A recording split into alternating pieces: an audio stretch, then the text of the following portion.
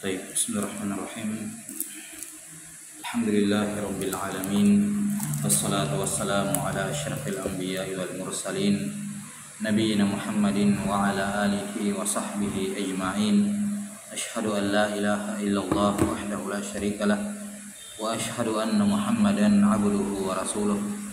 Allahumma la ilma lana illa ma 'allamtana innaka antal alimul hakim. Amma ba'd. Baik, nuwasil fi syarhi kitab Al-Waraqat lil Imam Al-Haramain Abdul Malik ibn Abdullah bin Yusuf rahimahullahu ta'ala al-mutawaffasana 78 wa 400 min al-hijratin nabawiyah. Qala rahimahullah, setelah beliau menyebutkan taksim yang pertama dari kalam, yakni taksimul kalam bi'tibar tarkibnya, ya ini ada beberapa jenis sudah disebutkan. Kemudian taksim yang kedua adalah taksimul kalam bi'tibar aslil wada', ya bi'tibari al-wada'. Ada dua, al-haqiqah wal majaz.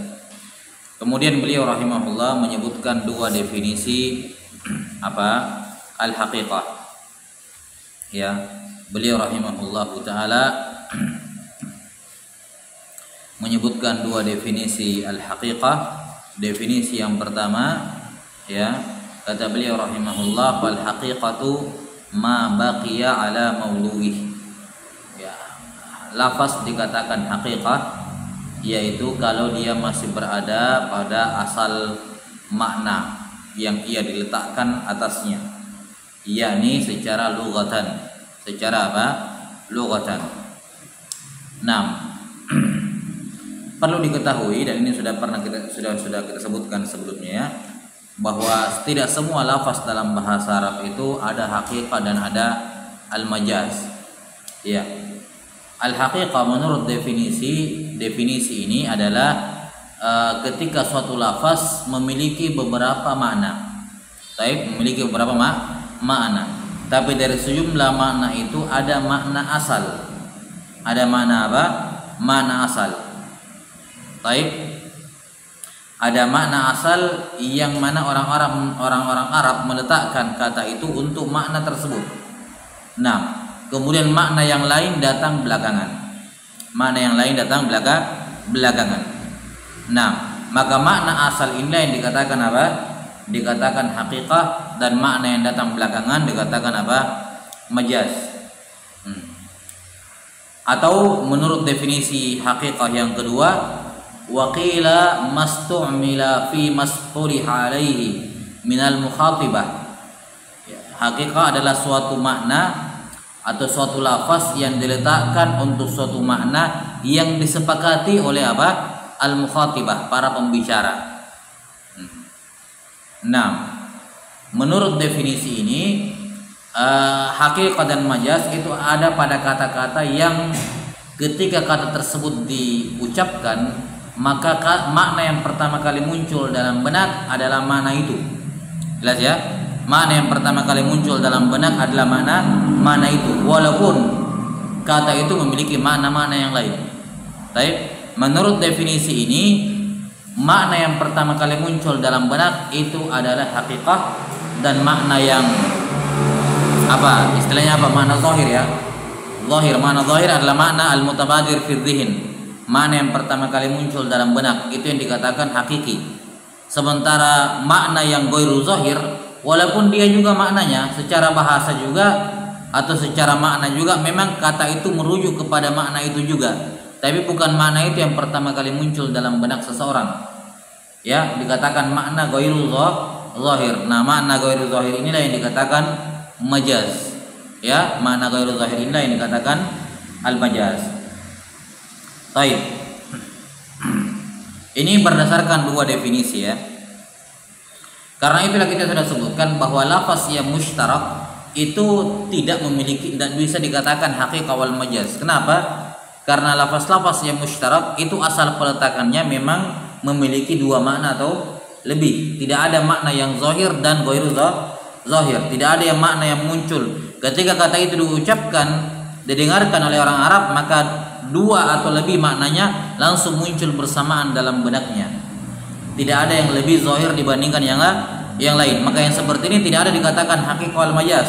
Seperti misalnya lafaz apa kemarin? Lafaz al-qar'. Ya. Al-qar'u secara bahasa dalam bahasa Arab asal peletakannya untuk at-tuhur dan al-haid. Di waktu yang bersamaan tidak ada yang lebih zahir dibandingkan yang lain. Ketika orang Arab mendengarkan kata at-tuhur, bukan haid yang pertama kali muncul dalam benaknya. Bukan juga at-tuhur, tapi dua-duanya muncul bersamaan. Dua-duanya muncul bersamaan. Ini kalau kita pakai definisi hakikat yang kedua. Kalau definisi hakikat yang pertama yakni asalnya orang Arab meletakkan kata al-qar' untuk dua makna itu. Asalnya memang seperti itu. Maka lafaz-lafaz yang dikatakan oleh para ulama sebagai lafaz yang mushtarak itu enggak masuk dalam pembahasan haqiqah wal majaz. Kemudian sudah diterangkan bahwa al-musannif rahimahullahu taala membawakan dua definisi haqiqah. Yang pertama lebih simpel, yaitu haqiqah menurut definisi yang pertama adalah haqiqatul lugawiyah saja. Selain dari makna lugawi maka itu majaz menurut definisi yang pertama. Lebih simpel. Sementara menurut pendapat yang kedua, hakikat itu tergantung mukhatibahnya, tergantung pembicaranya, tergantung di disiplin ilmu apa kata itu diucapkan atau siapa yang mengucapkannya. Iya. Kalau kata tersebut memiliki makna secara bahasa A, misalnya ada kata suatu lafaz ya, secara bahasa dia bermakna A, tapi sejumlah orang sepakat bahwa kalau kita menggunakan kata ini maka maknanya mana B, maka ini hakikah menurut definisi yang kedua, bukan yang makna bahasa, karena seakan-akan makna bahasa sudah ditinggalkan. Ya, sudah seakan-akan ya, saya tidak bilang ditinggalkan mutlak. Ya, karena seakan-akan yang muncul dalam benak orang ketika mendengarkan kata ini sudah makna yang disepakati, bukan lagi makna secara bahasa. Seperti misalnya al-ghaid. Nanti akan diterangkan ya, al-ghaid itu orang Arab ketika mendengarkan al-ghaid langsung kepikiran kotoran manusia. Enggak lagi kepikiran tempat, karena secara bahasa ghaid adalah al-makan al-munkhabir, ya kan? Tanah yang agak rendah dikelilingi oleh dataran tanah yang agak tinggi. Iya. Tetapi ketika orang Arab menggunakan kata ghaid, maka tidak kepikiran lagi makna ke sana. Mereka sudah sepakat menggunakan ghaid untuk makna hajatul insan ya, kotoran manusia, jelas ya. Maka ini menurut definisi yang kedua ini hakikah urfiyah namanya, karena urf menetapkannya. Menurut definisi yang pertama itu majaz ya, karena makna wada'nya asalnya adalah tempat yang rendah. Ketika dikatakan waqimus shalah, salat bermakna aqwal wa af'al muftatahatun bit takbir wa muhtatamatun bit taslimi ghaliban. Maka menurut definisi yang pertama, salat dengan makna itu adalah majaz. Kenapa? Karena secara bahasa bermakna doa. Itulah makna hakiki. Sementara menurut pendapat yang kedua, justru salat yang bermakna doa yang majaz. Secara hakiki, ya, salat adalah lafaz syariat, dan syariat sudah meletakkan makna untuknya, yaitu apa yang kita sebutkan tadi, ya kan? Ucapan perbuatan yang dimulai oleh salam, takbir, dan diakhiri oleh salam ghaliban. Maka itulah makna majaz, itulah makna hakikah untuk kata salat, dan mereka menamakannya sebagai hakikah syariah. Kenapa? Karena syariat yang meletakkan makna tersebut. Wallahu taala alam bisawab. Ini dua definisi yang disebutkan oleh Imam Al-Haramain rahimahullah. Setelah itu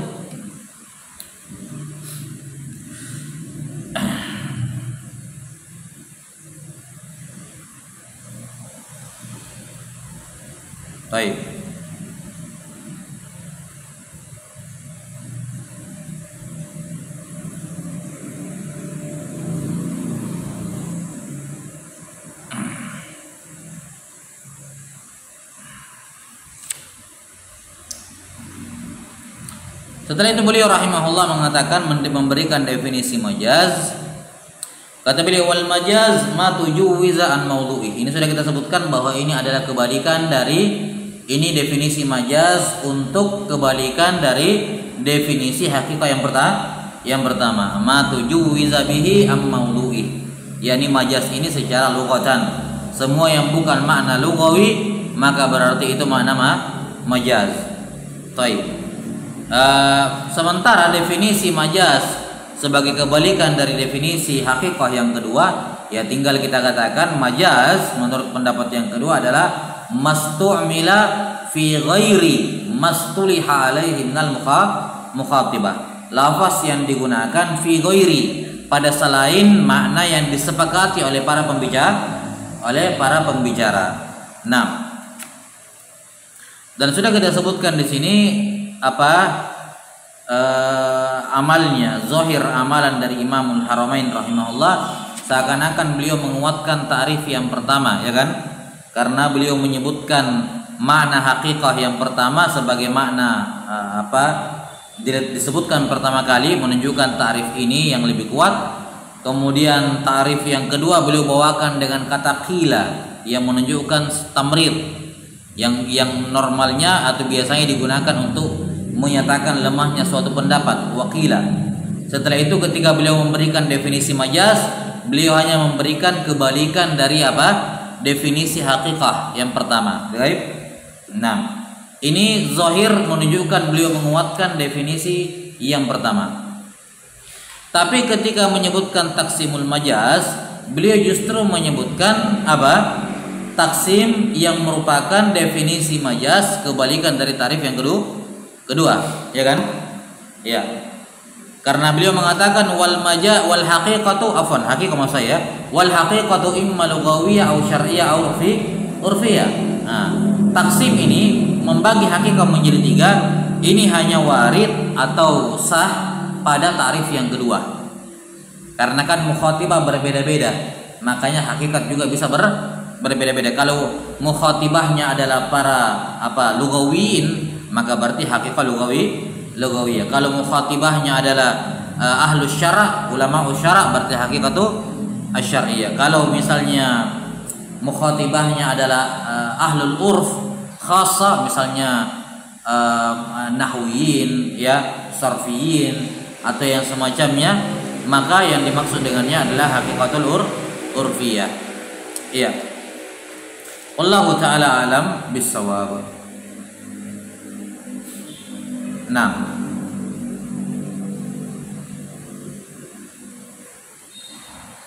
dan sudah kita sebutkan ya bahwasanya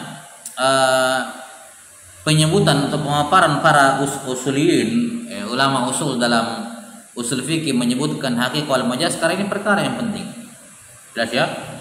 Wal qaulus sahih, yang merupakan pendapat dari jumhur usuliyin bahwa majaz sabitun fil Quran kama huwa sabitun fil lughah. Ya, ini mazhabnya jumhur al-usuliyin bahwa majaz itu warid dalam Quran sebagaimana waridnya dalam lughah. Karena Al-Quran bilisanin arabiyyin mubin. Jelas ya? Maka kalau dalam bahasa Arab ada majaz, ada majaz, maka dalam Al-Quran juga ada majaz. Dan ini merupakan mazhab diisbat oleh Imam Syafi'i rahimahullahu taala dalam Ar-Risalah. Iya. Dan sudah kita sebutkan ya, singgung sedikit terkait dengan masalah ini. Karena itulah Al-Khatib Al-Baghdadi rahimahullah berkata, Al-Qur'anu yanzilu fi tahqiqi masalikil lughah. Nih, kata Al-Khatib Al-Baghdadi rahimahullah bahwa Al-Qur'an turun fi tahqiq masalikil lughah, untuk mentahqiq masalikil lughah. Maksudnya di sini Al-Qur'an turun untuk mentahqiq masalikil lughah. Kita tahu bahwasanya salah satu dalil dalam lughah adalah Al-Qur'an. Jadi Al-Quran adalah salah satu referensi penting, dalil penting dalam kebahasaan, dalam bahasa Arab tentu saja. Nah, jelas ya? Maka dari mana orang-orang Arab, para ulama mengatakan ada majaz dalam bahasa Arab? Karena kata mereka ada majaz dalam Quran. Itu dalilnya. Itu apa? Dalilnya. Nah, jelas sampai sini? Ya. Dan sudah kita sebutkan sebelumnya bahwa di antara bukti yang menunjukkan kalamnya Al-Khatib Al-Baghdadi rahimahullah bahwa dalam Al-Qur'an terdapat lugha yang qalilah. Kalau dalam nahwu istilahnya lughatun syadzah. Ingat, lugatun syadzah bukan berarti lugo yang salah ya. Lugo syadzah artinya lugo yang qalilah, jarang dipakai. Tapi benar sabit lugo itu. Ya, dalam Al-Qur'an bahkan ada lugo yang qalilah. Seperti yang sudah kita sebutkan, faman aufa bima ahada alaihullah. Ya, lugo yang masyhur apa? Alaihi, ya kan? Domir ha kalau kemasukan ala baca majrur, apa baca kasrah alaihi. Dalam Al-Qur'an ada alaihu dan itu salah satu apa? Lughah yang qalilah. Ini kalau lughah yang qalilah saja ada dalam Al-Qur'an, maka bagaimana lagi dengan apa? Maslak yang namanya haqiqah wal majaz yang masyhur penggunaannya dalam lughah. Jelas sampai sini? Nah, wallahu taala alam bis-shawab. Sudah. Tsumma qala rahimahullahu taala wal haqiqatu imma lughawiyatun wa imma syar'iyyatun imma lughawiyatun aw syar'iyyatun aw urfiyah. Setelah itu beliau menyebutkan taksimul haqiqah, dan sekali lagi taksim ini hanya sah bagi pendapat yang mentarif haqiqah dengan tarif yang kedua. Adapun yang mentarif haqiqah dengan tarif yang pertama, maka tidak ada pembagian majaz bagi mereka. Kalau kata itu dimaknai dengan maknanya secara lughatan, yaitu hakikat. Kalau bukan makna lughatan, ya majaz, selesai. Jadi hakikat cuma satu, hakikat lugawiyah menurut tarif yang pertama. Sementara menurut tarif yang kedua, hakikat itu bukan ditentukan oleh bahasa, tapi ditentukan dengan kesepakatan mukhatibah, kesepakatan pembicara, ya kan? Seperti sudah kita sebutkan sebelumnya. Kata al-jazm misalnya dalam masalah fikih, dalam buku-buku fikih, dengan jazm dalam buku nahwu memiliki makna yang berbeda, ya kan? Jazm di urfnya fuqaha bermakna memastikan niat. Ada mutaraddud, ya kan? Tidak boleh ragu-ragu dalam niat. Itu jazm, ya kan? Tapi jazm dalam nahwu bermakna apa? Alamat khassa, ya kan? Taghayyurun makhsus, ya kan? Alamatuhu as-sukun atau mana ba'anha, kan begitu. Jadi satu kata yang sama tapi memiliki makna yang berbeda. Jazm dalam buku-buku fikih ketika dia bermakna apa namanya? Ada mutaraddud fi niyyah. Jelas sampai sini? Ada mutaraddud fi niyyah, maka di situ dia bermakna hakikatun urfiyah. Baik. Jazm dalam buku-buku nahwu bermakna anwa'ul i'rab, maka di situ bermakna maka makna jazm bermakna alamatul i'rab, di situ apa? Hakikat juga, hakikat apa? Urfiyah. Hakikat urfiyah. Jelas ya? Nah, kalau ditemukan dalam buku-buku fikih ada jazm yang bermakna alamatul i'rab, maka di situ bermakna majaz. Kalau ditemukan dalam buku-buku nahwu ada jazm dan yang maksudnya adalah ini, maka itu berarti majaz, kan begitu. Nah, nanti akan disebutkan ya tiga jenis ini. Kata beliau rahimahullah, wal haqiqatu imma lughawiyah. Jadi haqiqah itu ada haqiqah lughawiyah, yakni yang suatu lafaz yang maknanya disepakati oleh para ulama lughah. Nah, haqiqah lughawiyah ini disepakati akan adanya. Taib muttafaq. Taib, semua ulama yang menetapkan adanya haqiqah wal majaz semua sepakat yang namanya haqiqah lughawiyah mewujud. Mau definisi pertama, definisi yang kedua, jelas haqiqatul lughawiyah ada. Enggak la kalam di sini, dalam iskal di sini. Taib, dari iskal di sini. Yang menjadi iskal adalah haqiqah selain syariah dengan urfiyah, ada enggak? Nah, itu yang kita katakan tadi ya. Menurut definisi yang pertama enggak ada. Ya kan? Menurut definisi yang pertama, hakikat syariah dengan urfiyah tidak ada. Tapi menurut definisi yang kedua ada. Paham? Ya. Apa itu hakikat syariah? Hakikat syariah adalah suatu lafaz yang mana lafaz tersebut tidak bermakna lughawi lagi, tapi bermakna lain, di mana makna lain ini disepakati oleh para pakar syariat. Jadi pakar syariat yang sepakat menetapkan kata ini memiliki makna ini. Seperti mereka mengatakan as-saum, saum bermakna imsakun makhsus, ya kan, atau al imsak anil mufattirat ila akhir ma qalu fi ta'rifis siyam, ya kan. Maka ini apa? Menurut definisi ini hakikatu syar'iyah. Siyam bermakna al imsak anil mufattirat, ya, min tulu'il fajr ila ghurubis syams biniyah. Ini hakikatun syar'iyah menurut ta'rif ini. Kenapa? Karena imsak secara lughatan, as-siyam secara lughatan bermakna al-imsak mutlaqan. Ya kan? Al-imsak mutlaqan. Tapi kemudian ahlu syara' sepakat untuk memberikan makna lain kepada apa? Kepada saum. Maknanya ini nih, kita sepakat. Saum dalam syariat maknanya ini. Baik.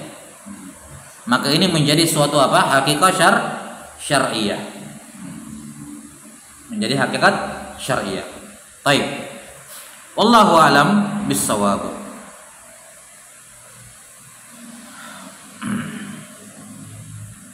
Kemudian yang ketiga adalah hakikatun urfiyah.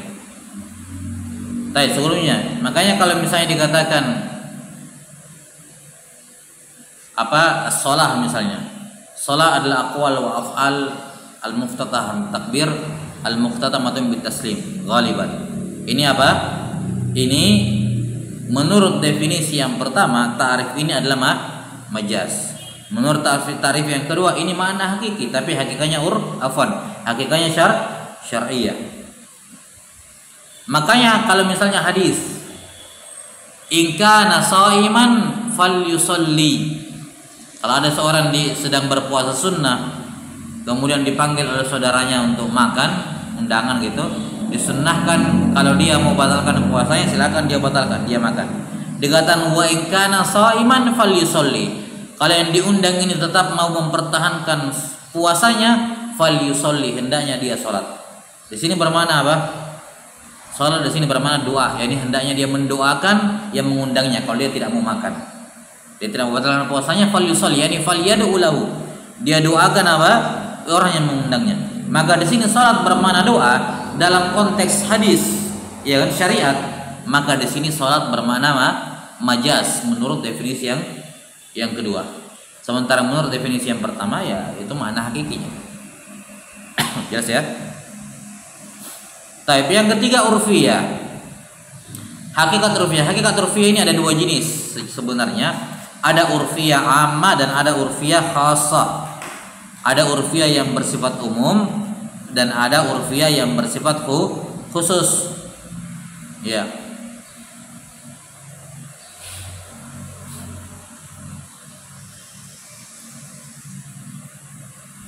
Jelas ya?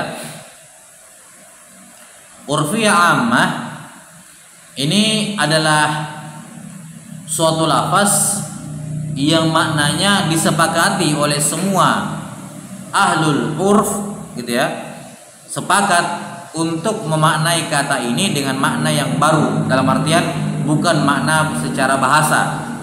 Makna bahasa itu sudah ditinggalkan, ya, mereka menggunakan makna yang mereka sepakati. Nah, sekali lagi kalau kita berbicara mengenai urf, ya berarti bukan urf orang Indonesia nggak termasuk ya, karena ini kan bahasa Arab yang kita bicarakan. Kalau kita berbicara urf berarti urfnya orang-orang Arab di sini. Ya, misalnya hakikatun urfiyah yang ammah seperti al-ghaid. Al-ghaid digunakan untuk kotoran manusia. Ghaid secara bahasa asal penggunaannya bermakna al-makan al-munkhafid. Jadi ada tempat gini, terus ada agak lubang turun ke bawah, ya di situ orang biasa turun untuk buang air, kan begitu. Nah, tempat yang agak rendah dikelilingi oleh tempat yang tinggi ini, tanah yang tinggi, kemudian ada semacam lubang mungkin atau tempat yang lebih rendah, itu namanya qaid secara bahasa. Namun kemudian orang Arab seluruhnya sepakat menggunakan kata qaid untuk kotoran yang keluar. Bahkan bisa dikatakan mereka sudah meninggalkan makna asalnya. Enggak ada lagi orang Arab menggunakan kata qaid dan yang mereka maksudkan tempat yang munkhafid. Jelas sampai sini? Seakan-akan sudah makna aslinya sudah ditinggalkan. Sepakat semua orang Arab, ini urf amma ya. Nah, semua orang Arab menggunakan kata qaid untuk itu. Atau misalnya apa? Dabbah. Ya. Dabbah secara lughatan kullu ma yadubbu 'alal ard.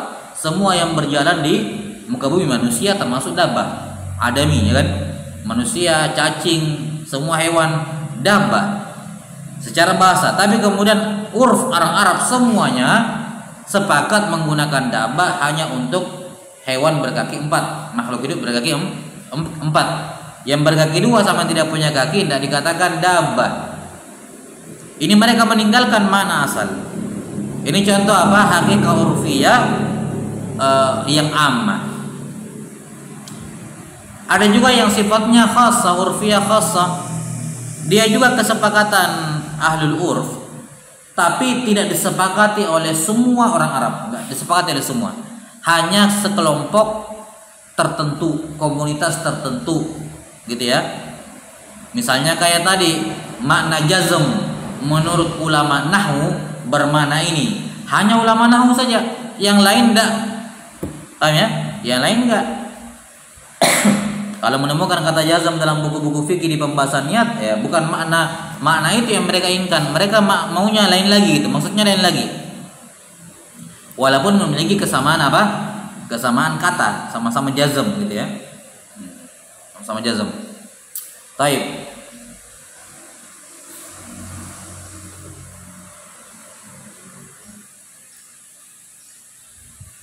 Sudah ya. Jadi sebenarnya sama-sama. Jadi urf ini kan suatu makna yang disepakati oleh apa? Oleh mukhatibah. Kalau urfnya ammah itu semua orang Arab. Takribnya begitu. Kalau urfiyahnya khassah berarti sebagian saja, tidak semuanya. Tapi intinya sama-sama kesepakatan dari mukhatibah. Jelas sampai sini ya. Wallahu taala alam bis-shawab.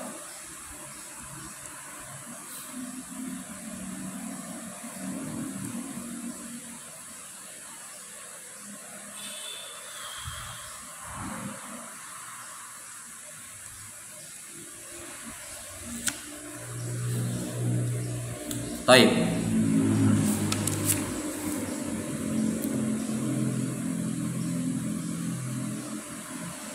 Sudah. Tsumma qala rahimahullahu taala wal majazu imma an yakuna bi ziyadatin aw nuqsanin aw naqlin aw isti'arah. Sekarang beliau berpindah membahas al majaz. Karena disinilah apa istilahnya, inilah pembahasan pentingnya ya. Hakikat ya hakikat gitu ya, artinya asalnya seperti itu. Yang membuat kalam itu sulit difahami ketika dia sudah bermakna majaz. Kalau hakikat ya tidak ada iskal karena asalnya memang hakikat. Terserah mau hakikat lugawiyah, syar'iyah, ya kan, lugawiyah, urfiyah. Tapi yang jelas selama dia mana hakikat mudah dipahami karena memang itu yang makna secara bahasa atau itu yang muncul pertama kali dalam benak as-sami. Nah, yang kemudian memunculkan yang menjadi sebab lahirnya khilaf adalah apakah lafaz itu sekarang bermakna hakiki atau bermakna majaz. Ini yang melahirkan kemudian khilaf. Tapi sebelumnya butuh diketahui terkait dengan majaz ini.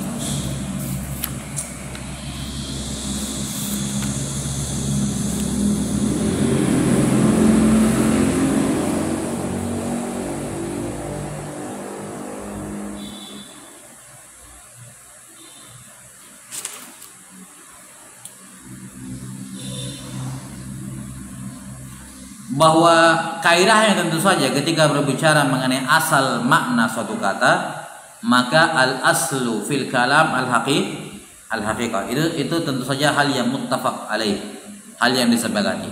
Al aslu fil kalam al haqiqah dunal majaz, duna al majaz, itu hukum asalnya. Terserah mau yang mendefinisikan hakikat dengan definisi yang pertama atau dengan definisi kedua. Yang jelas al aslu fil kalam al haqiqah. Baik. Di sini al-asal bermana apa? Bermana ar-rajih. Bahwa ar-rajih fil kalam adalah al-haqiqah, bukan al-majaz. Karena itulah para ulama menyatakan tidak boleh seorang meninggalkan makna haqiqah kepada makna majaz kecuali kalau ada qarinah. Harus ada qarinah. Tidak boleh kemudian ngasal di sini maknanya majaz saja, padahal tidak ada qarinah. Ya, tidak ada qarinah. Qarinahnya yang macam-macam, imma qarinah syar'iyyah atau qarinah aqliyah atau qarinah lughawiyah atau qarinah urfiyah. Nah,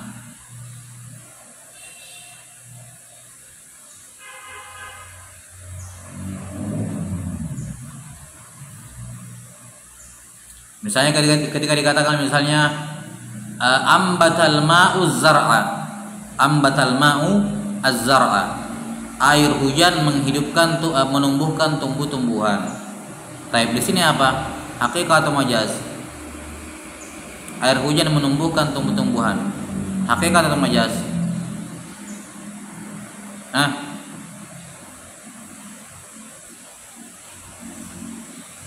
Hakikat atau majaz? Ambata fi'il. Ainal fa'il? Ainal fa'il di sini? Al-ma, ambatal ma'u az-zar'. Taib. Apakah yang menumbuhkan betul-betul air?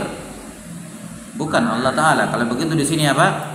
Ada qarinah akliyah bahwa ini majaz. Karena secara akal air tidak menumbuhkan, Allah Ta'ala yang menumbuhkan. Taib. Allah Ta'ala yang menumbuhkan tumbuh-tumbuhan, bukan air. Air hanya sekedar sebagai sebab. Maka di sini ada qarinah akliyah yang membuat kita menetapkan ini majaz. Tidak mungkin hakiki. Baik. Misalnya waqfid lahuma janahadzul, rendahkanlah kepada kedua orang tuamu sayap kerendahan, ya, penghormatan.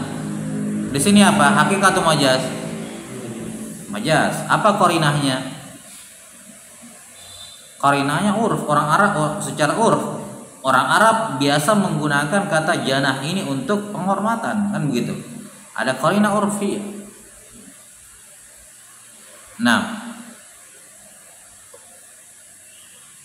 ini sekali lagi tergantung dari dua tarif ya. Nah, tergantung dari dua tarif di sini. Intinya adalah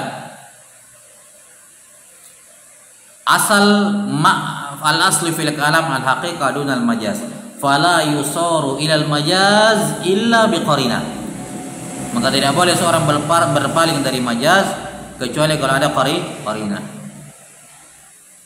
Was'alil qaryah, tanyalah kampung itu. Hakikat atau majaz? Majaz. Karena secara akal di sini qarinahnya qarinah akliyah. Secara akal tidak mungkin kampung ditanyai, dia benda mati. Maka yang dimaksud dengannya adalah menanyai penduduk kampung dan seterusnya. Baik. Sudah.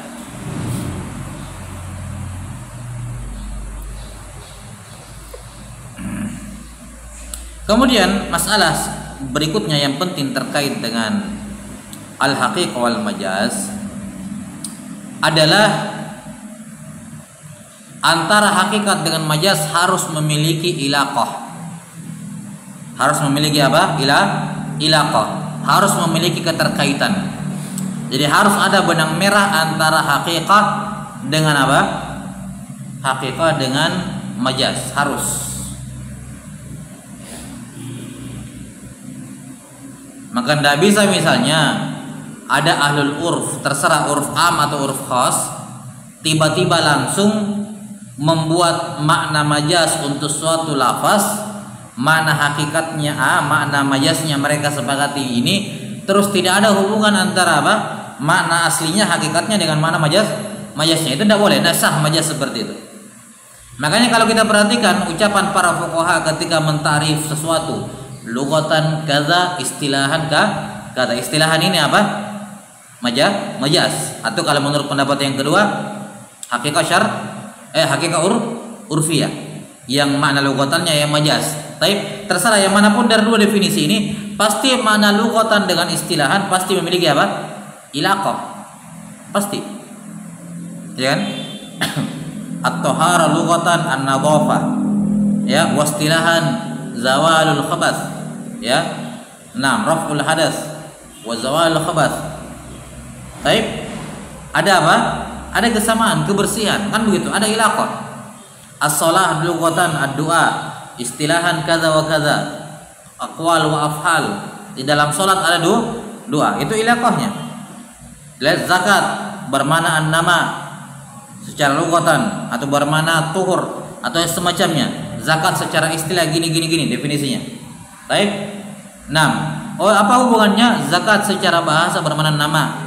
Sementara yang dikenai harta yang dikenai zakat hanyalah pada harta yang yanmu yang berkembang. Berarti ada korelasinya dan demikian seterusnya. Baik. Maka ini hal yang penting bahwa antara hakikat dengan majaz harus memiliki ilaqah. Nah, ilaqah ini macam-macam. Ya, ilaqah apa? Ilaqah antara hakikat dengan majaz itu macam-macam. Disebutkan oleh Az-Zarkashi rahimahullah sampai 38 jenis. Ini sudah sering antum dapati dalam pelajaran sebenarnya. Sudah sering didapati jenis-jenis ilaqah ini. Ya. Misalnya kayak tadi ambatal ma'u zar'a. Ya. Air menumbuhkan tanaman. Di sini apa? Majaz. Siapa yang menumbuhkan? Allah Ta'ala. Apa hubungannya Allah Ta'ala dengan air? Ini hubungan antara apa? As-sabab dengan musabbab, ya kan? Sebab dengan musabbab. Ya, air itu hanya sekedar sebab yang menyebabkan hal tersebut tumbuhnya adalah Allah Ta'ala. Baik. Maka di sini digunakan kata air dan yang dimaksudkan dengannya adalah Allah Ta'ala. Ya, itlaqus sabab alal musabbab. Iya. Apalagi itlaqul illa alal ma'lul misalnya. Nah, mengitlakkan kata illat ya untuk apa? Untuk ma'lul. Sama aja sebenarnya, sebab pada akibat.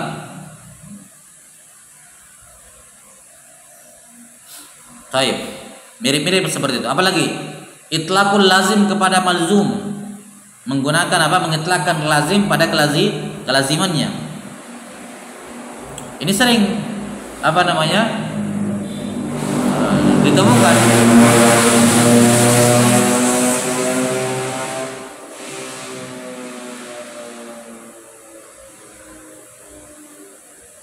Ini semua mirip-mirip ya, itlaqul asar al mu'assir sama lah. Contoh misalnya itlaqul mahal alal hal. Ya, menggunakan tempat untuk kondisi. Contohnya firman Allah Ta'ala, ya ayyuhalladzina amanu la taqrabus sholata wa antum sukara. Bukan, sebaliknya ini.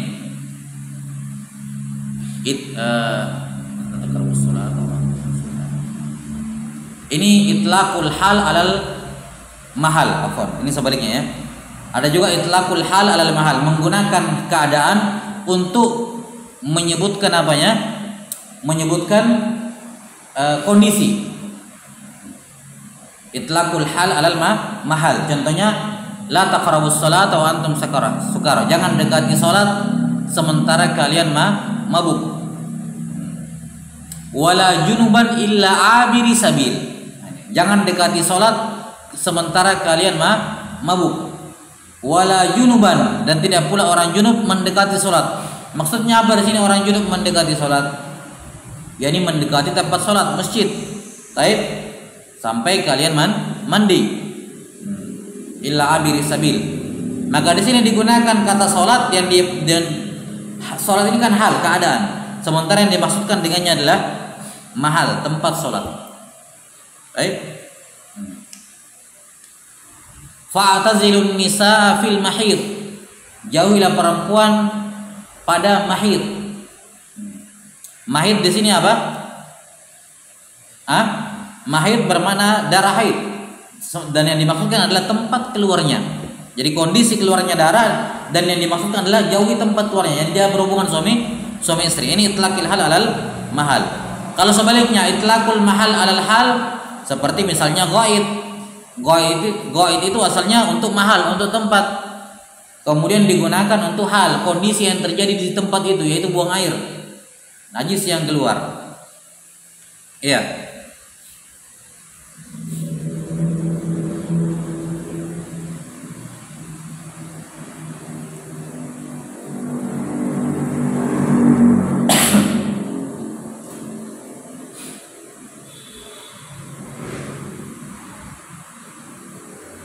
Taib. Ada banyak ya. Nanti akan disebutkan sebagai contoh-contohnya. Sudah. Jadi ini bentuk ilaqah. Bentuk ilaqah. Kemudian qala rahimahullah wal majaz. Kalau sudah paham bahwa harus ada ilaqah, maka setiap kali dapat majaz tinggal cari apa ilaqahnya kira-kira. Ini salah satu bentuk pengujian apakah itu betul benar majaznya atau tidak, apakah ada ilaqah atau tidak. Ilaqahnya macam-macam. Ini sebagian di antaranya kita sebutkan tadi. Baik. Wal majazu imma an yakuna bi ziyadatin aw nuqsanin aw naqlin aw isti'arah. Di sini penulis rahimahullah kemudian menyebutkan jenis-jenis majaz. Jenis-jenis majaz.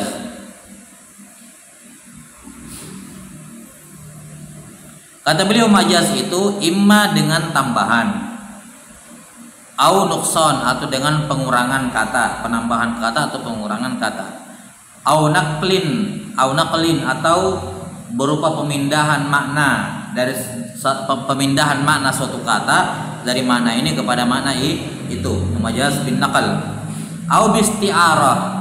Isti'arah bermakna tasbih. Jadi majaz dengan menyerupakan sesuatu dengan sesuatu yang lain. Taib.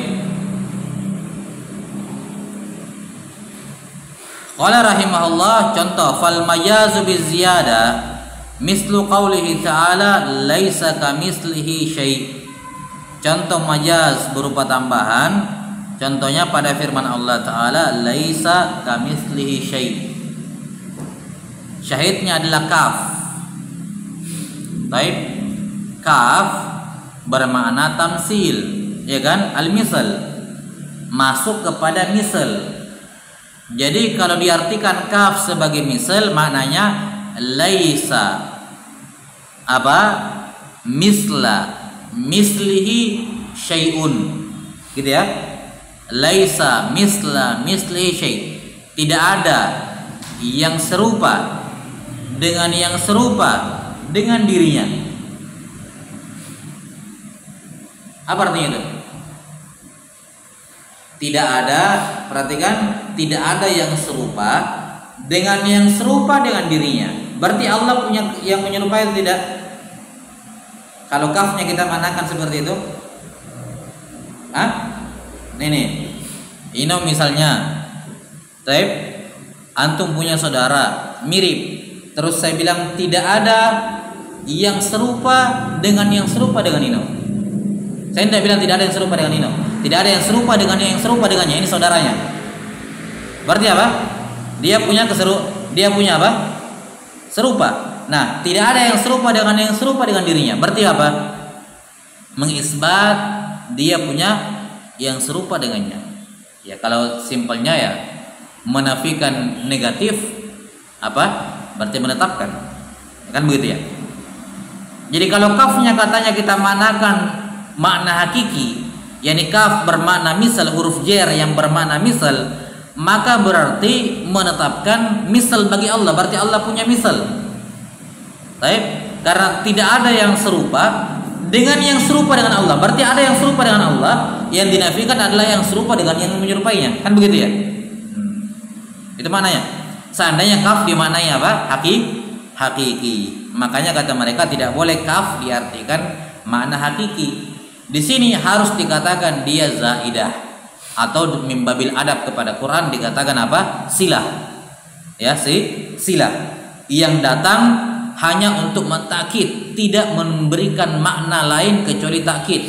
Sehingga makna laisa kamitslihi syai', yakni laisa mislahu syai'. Tidak ada kaf enggak diterjemahkan. Datang untuk mempertegas tidak ada yang serupa dengan Allah. Berarti kafnya di sini katanya apa? Zaidah. Baik. Sudah ya?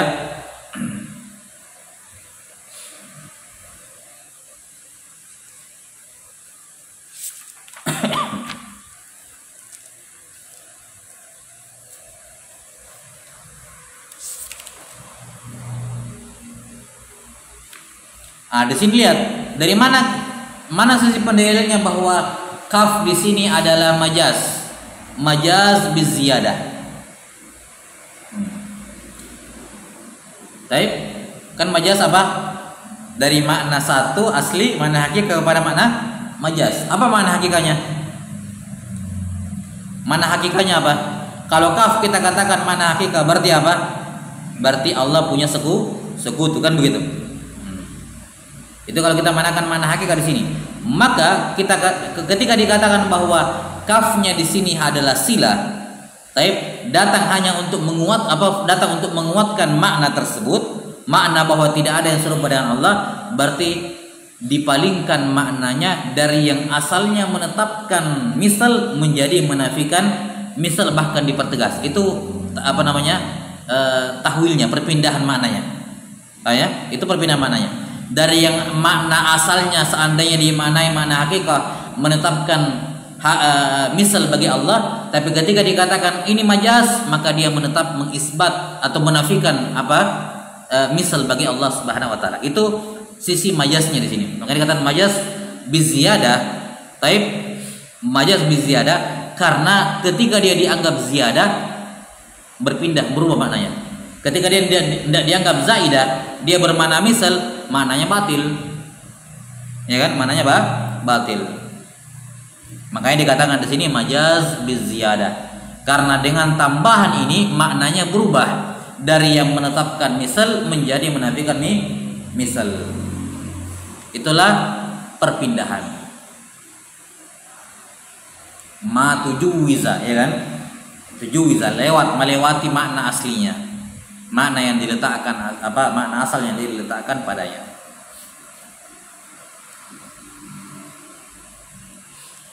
Baik. Mafhum sampai sini?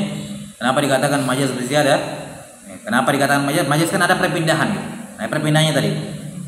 Qala wal majaz bin nuqsan. Yang kedua, majaz berupa pengurangan. Pahami dengan cara yang sama, cuman kali ini dikurangi, dihilangkan. Wal majaz bin nuqsani ka qaulihi ta'ala was'alil qaryah. Tanyalah kepada kampung itu. Baik.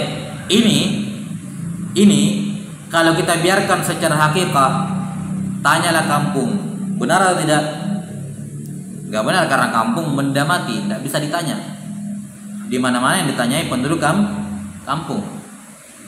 Ya. Maka kata mereka di sini ada kata yang dihilangkan.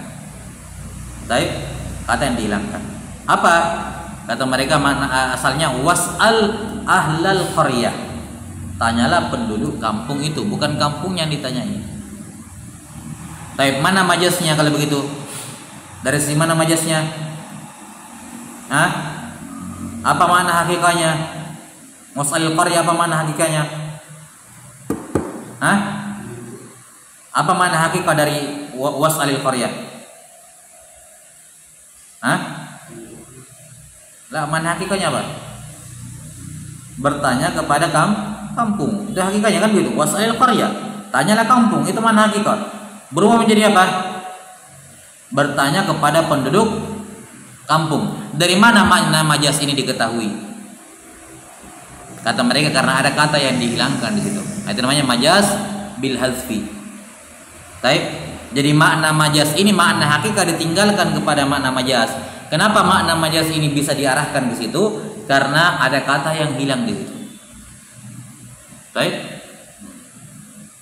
Kalau dalam nahwu biasalah kayak mudhof dihilangkan, mudhof ilahi menempati posisinya. Itu kan sering. Itu namanya majaz bil hadfi. Baik. Majaz bil hadfi. Baik. Sudah sering berlalu yang seperti ini. Jadi perpindahannya adalah tanya kampung kepada tanyalah penduduk kampung. Ini mana hakikat, ini mana majaz. Kenapa butuh ditinggalkan mana hakikat? Jelas? Karena ada korina. Tidak mungkin kampung ditanya majaz apa dari korinanya? Korina akliyah. Tidak mungkin kampung ditanyai. Jelas ya? Yang ditanya penduduk kampung. Kalau begitu ditinggalkan mana hakikat kepada mana majaz. Tapi dari mana makna majaz ini diperoleh? Dari kata yang hilang. Ahlal qaryah. Maka dikatakan majaz bin nuqsan, pengurangan kata. Kita sampai sini. Sebelumnya butuh kita tambah sekali lagi.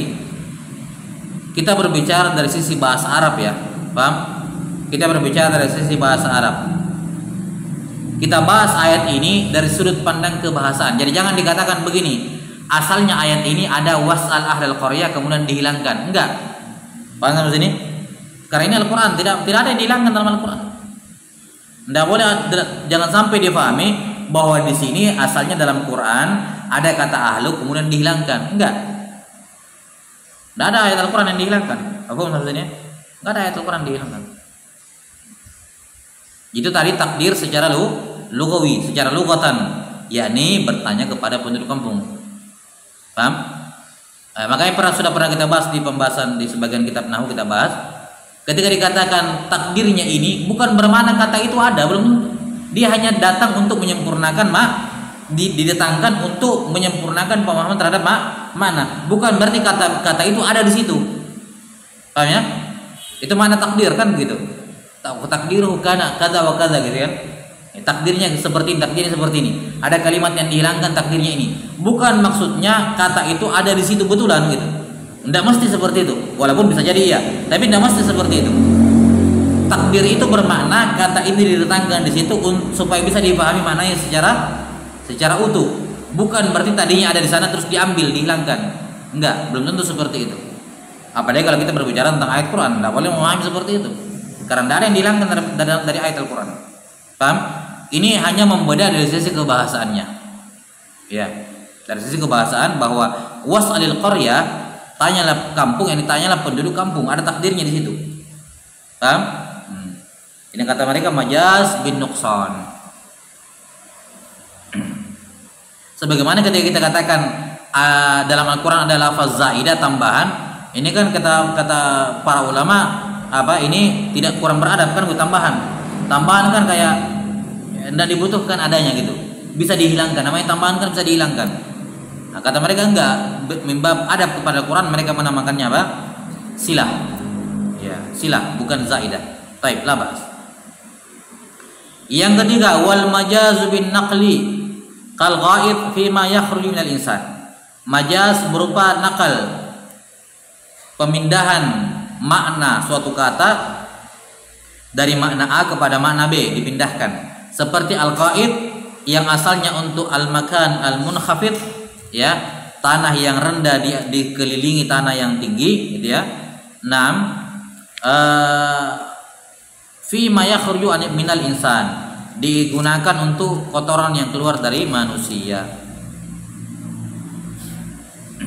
Ya. Jadi al-ghaid secara bahasa adalah al-makan al-mutmainni bainal murtafi'aini. Al-makan al-mutmainni atau al-munkhafid baina murtafi'aini. Tempat yang agak rendah di antara dua tempat yang tinggi. Yang orang turun ke lubang itu untuk buang air gitu.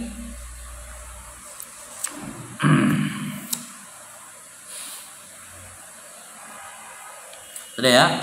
Nah, ini asalnya bermakna makan, isim makan ini al-ghaid, isim makan. Tapi kemudian ahlul urf, orang-orang Arab, dan ini urf am, semua orang Arab sepakat kemudian memindahkan maknanya kepada makna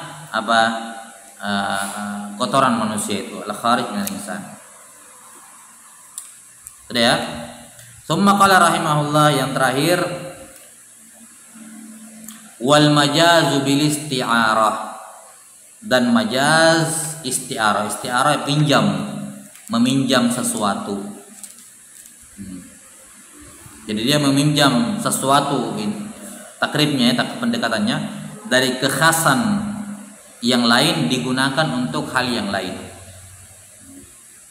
Contohnya misalnya jidara yuridu ayyanqab. Jidara yuridu ayyanqabda fa aqamah. Dinding yang ingin jatuh, ingin roboh, kemudian ditegakkan kembali oleh Nabi Khidir alaihissalam. Apa itu isti'arah? Isti'arah itu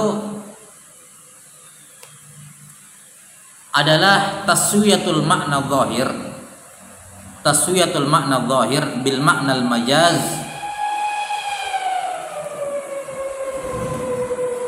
bi adat tashbih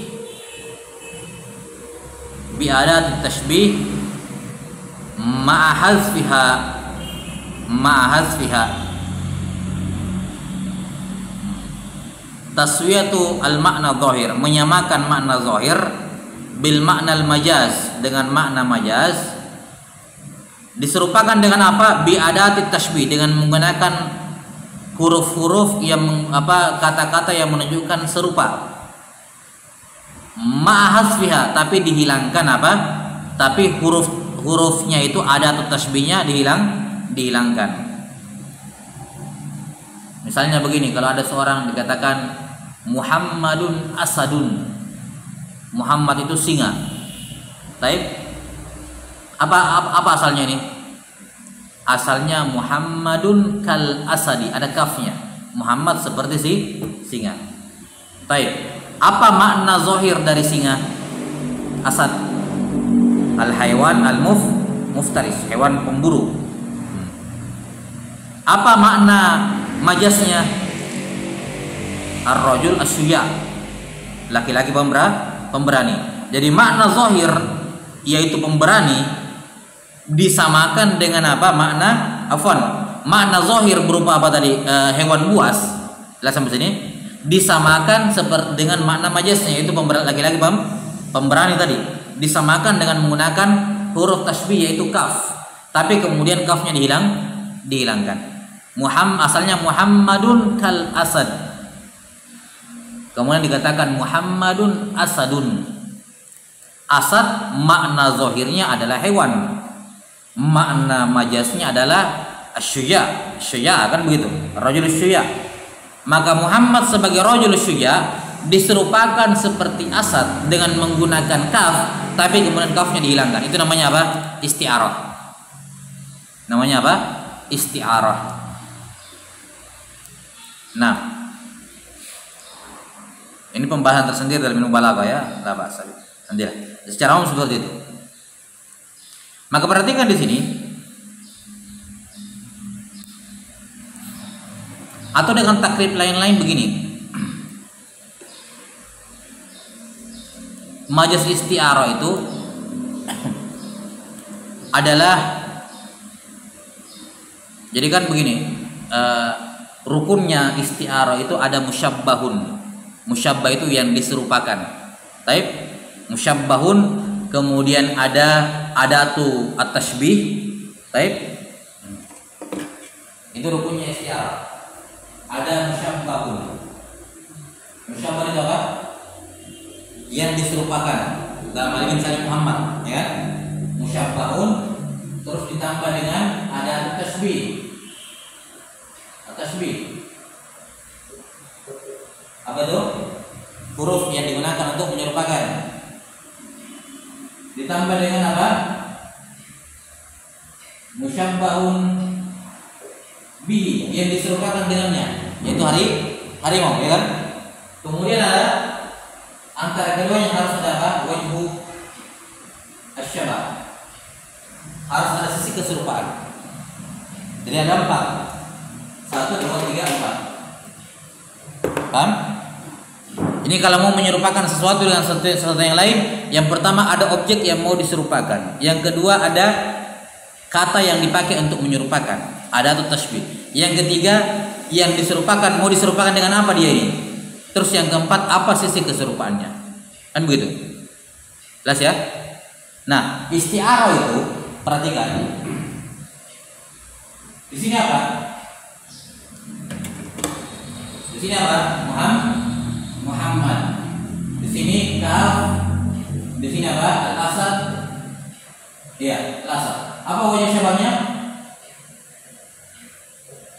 Syaya, ya, keberanian, sama-sama berani. Muhammad sama singa sama-sama berani. Lihat sampai sini. Taib. Ini isti'arah. Jadi majaz bil isti'arah adalah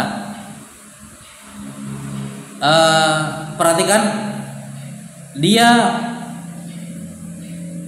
mensifati al-musyabbah, baik, mensifati musyabbah dengan sifat-sifat yang bukan sifatnya dia.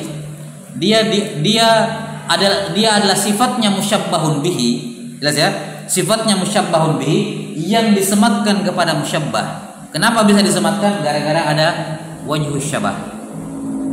Paham? Jelas ya?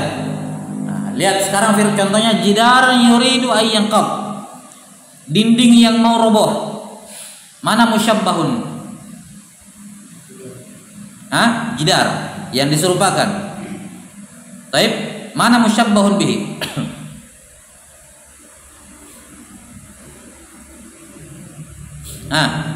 Yang diserupakan. Apa yang diserupakan? Dinding diserupakan dengan apa? Manusia. Nanti kita akan terangkan. Dinding diserupakan dengan manusia. Adatul tasbihnya jelas dihilangkan karena ini isti'arah. Ingat isti'arah itu adatul tasbihnya dihilangkan. Kan begitu ya? Ini dihilangkan dalam isti'arah. Karena kalau ada ya itu bukan isti'arah namanya. Itu tasbih. Isti'arah itu karena dihilangkan huruf tasbihnya.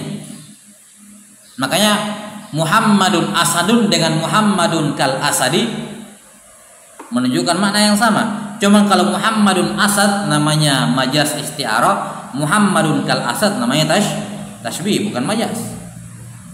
Kita sampai sini? Majaz itu karena huruf ada ada tasbihnya dihilangkan. Perhatikan. Sekarang jidar diserupakan dengan insan. Sudah. Ada musyabbahun, ada musyabbahun bihi. Tapi di sini musyabbahun bihinya tidak disebutkan.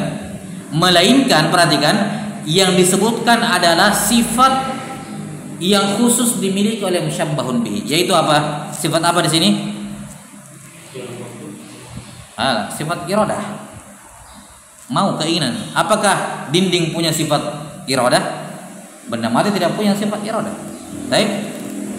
Yang punya sifat iradah itu manusia. Maka di sini difahami bahwa jidar diserupakan dengan manusia. Nah, ini salah satu bentuk isti'arah. Perhatikan. Salah satu bentuk isti'arah, terkadang musyabbahun bihinya disebutkan, terkadang musyabbahun bihinya dihilangkan, tapi disebutkan sifat yang menjadi khususiyah dari musyabbahun bihi. Itu juga isti'arah. Jelas? Baik. Jadi terkadang majaz isti'arah itu kadang disebutkan musyabbahun bihinya sarahatan, langsung disebutkan seperti Muhammadun asadun gitu ya. Nah, kadang juga musyabbahun bihinya dihilangkan, tapi yang disebutkan adalah banyak sifat yang hanya dimiliki olehnya, yang khusus ya dimiliki olehnya, atau yang menjadi ciri khasnya lah. Intinya kalau disebut ini kita kepikiran ke sana. Ketika disebutkan iradah, siapa yang punya iradah? Siapa? Makhluk. Manusia? Manusia. Dah sampai sini? Baik. Maka di sini jidar diserupakan dengan makhluk yang memiliki keinginan, yaitu manusia. Berarti jidar musyabbahun bihinya adalah insan. Baik. Kemudian apa? Kenapa dikatakan, dari mana kita tahu musyabbahun bihinya insan? Karena apa? Sifat iradah. Iradah itu sifatnya manusia. Apa wajah syabahnya? Kenapa di sini dinding diserupakan dengan manusia? Karena manusia bisa inqaddah, jatuh gitu ya. Dinding juga bisa jatuh, roboh. Manusia kalau kayak mau jatuh dikatakan yuridu ayyanqab. Dinding juga sudah meroboh, dikatakan di sini dikatakan apa? Dindingnya jidar yuridu ayyanqab. Baik. Di sini kalau dimaknai makna hakikah, kata mereka, kata para ulama, kalau dimaknai makna hakikah enggak benar, karena dinding tidak punya iradah, itu makna hakikahnya ya kan. Tapi kemudian diarahkan kepada makna majaz, bahwa maksudnya di sini dindingnya sudah hampir roboh. Karena dia sudah hampir roboh, seakan-akan tadinya dia tegak kemudian roboh, Tadinya dia tegak, kemudian tiba-tiba berubah gitu ya, seakan-akan gitu ya, seakan-akan dia memiliki apa? Keinginan yang mirip seperti manusia. Ya, yang tadinya tegak kemudian mau jatuh misalnya. Nah, itulah apa? Itulah sisi majasnya, isti'arah. Dia ingat isti'arah maknanya apa? Asalnya i'arah, pinjam. Dia meminjam sifat manusia yaitu iradah. Taib. Itulah sisi majasnya.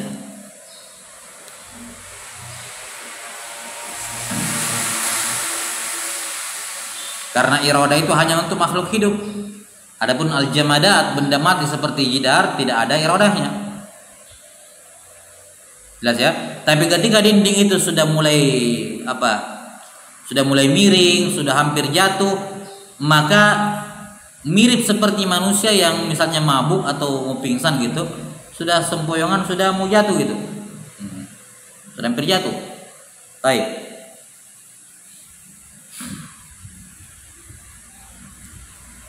Maka dipinjam sifat iradah dari manusia, kemudian disematkan kepada al-jidar, karena persamaannya tadi sama-sama miring yang mau jatuh. Allahu taala alam bisawab. Ini 4 jenis apa? Al-majaz.